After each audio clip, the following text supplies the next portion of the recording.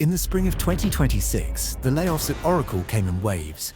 For a lot of people, it came down to a 6-minute meeting and a laptop that went dark before lunch.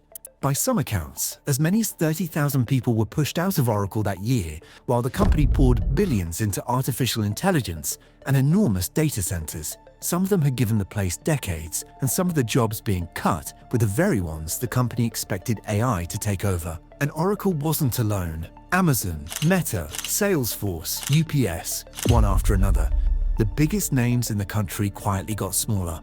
By the middle of the year, hundreds of thousands of Americans had been walked out the door, and a lot of them the people you'd assume were untouchable.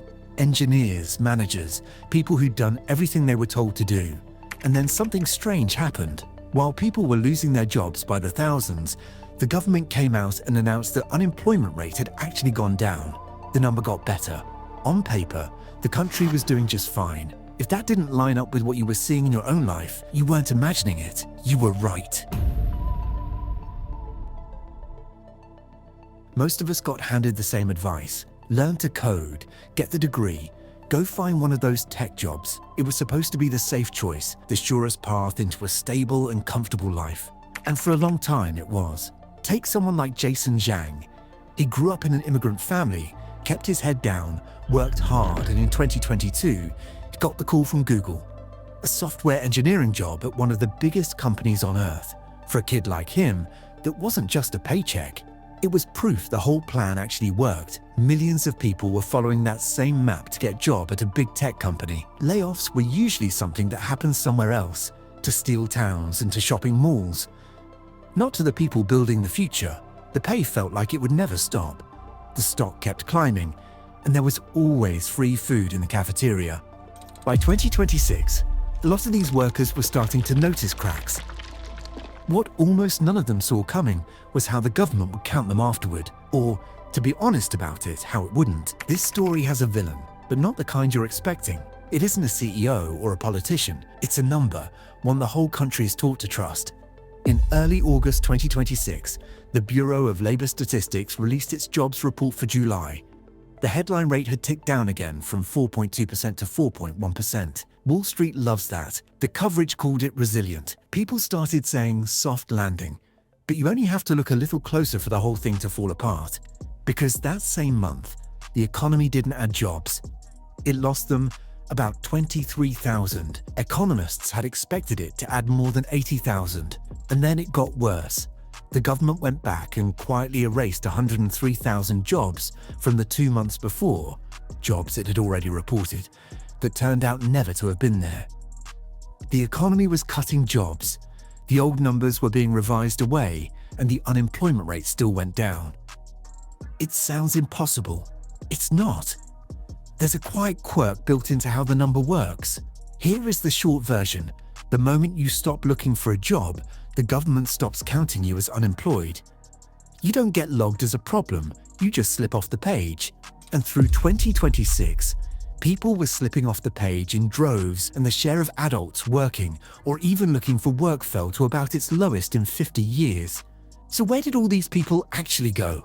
Some of them didn't leave, they were pushed. All through 2026, companies like Oracle cut thousands of jobs while spending billions building artificial intelligence and enormous data centers. Some workers even told reporters they'd been asked to help train the very systems meant to replace them. Did AI really take all these jobs? Companies are happy to say so. But the honest answer is, we don't fully know.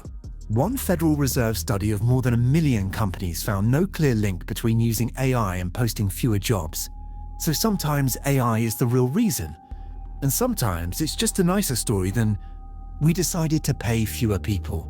Either way, the workers were gone, and the number on the news made sure you'd never feel their absence. These are a few of the people who quietly disappeared from that math. According to the Los Angeles Times, Bruce Bowers gave more than 40 years to the tech industry. In 2026, at 64, he lost his job in the layoffs. He was close enough to retirement that chasing another role just didn't make sense anymore. So he didn't, and he started spending more time helping out at his church. On paper, Bruce didn't become unemployed. As far as the statistic is concerned, he simply stopped existing, straight from worker to not counted. 4 decades of experience, wiped off the ledger in an afternoon. But not everyone gets to land softly. Bassem Istanbuli is 33. Google laid him off. With a good resume and strong references, and more than a year later, he was still searching. He summed the whole experience up in one word: brutal. He ended up starting a hiking group for other people going through the same thing, and it grew to hundreds of members, all wandering through the same fog. And they are not alone. By the summer of 2026, close to 2 million Americans had been out of work for 6 months or longer, and nearly 6 million more wanted a job, but weren't even counted as looking. Now, to be fair, people step away from work for all kinds of reasons.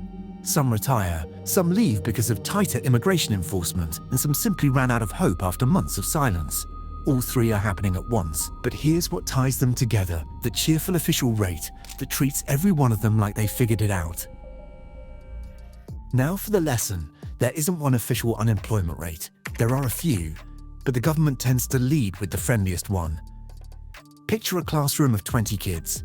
It's recess, and the teacher asks, "Who wants to play kickball?" When you count the kids who raise their hand but don't get picked, that's the main unemployment rate discussed on TV, the one economists call U3. What about the kids who gets tired of never being chosen and stop raising their hand? Shouldn't they be counted as well? And that's the more honest version, and it's called U6. It counts the kids who gave up, plus the ones who got picked but barely got to play. In real life, that's discouraged workers and part-timers who can't get full-time hours. By July 2026, the friendly number U3 had slipped to 4.1%. The honest one, U6, didn't budge. It stayed at 7.9% from last month. While the friendly number was busy falling, the honest one didn't move at all. Guess which one made the headlines? So here's what I keep an eye on. Next time you hear that unemployment fell, don't stop at the headline. Ask 2 quick questions. First, did the rate drop because people found work or because they gave up looking? The tell is the participation rate, which shows the share of adults working or applying for jobs. All through 2026, it kept sliding. And when people stop looking, they drop out of the count completely. So a better number can just mean more people quit, not that more people got hired. Second, look past the headline to the broader rate, U6, which counts the underemployed and the people who've recently gotten discouraged. It still misses people who decided to retire when laid off, but it's a fuller picture than the U3 number on the television. Because a number can be completely true and still lie to you, just by leaving things out. In 2026, the official story was that the job market was healing, but the country was quietly losing jobs, and the government kept going back to erase jobs it had already counted, while the headline number ticked down anyway, not because people were winning, but because they'd stopped raising their hand. If you've had this nagging feeling that the official story never quite matches your own life, now you know why. And now you know where to look instead. If any of this made a few things click for you, go ahead and subscribe. That's the whole reason this channel exists. And if you want to see what one of these layoffs looks like from the inside, watch our breakdown of the Walgreens cuts next. I'll see you over there.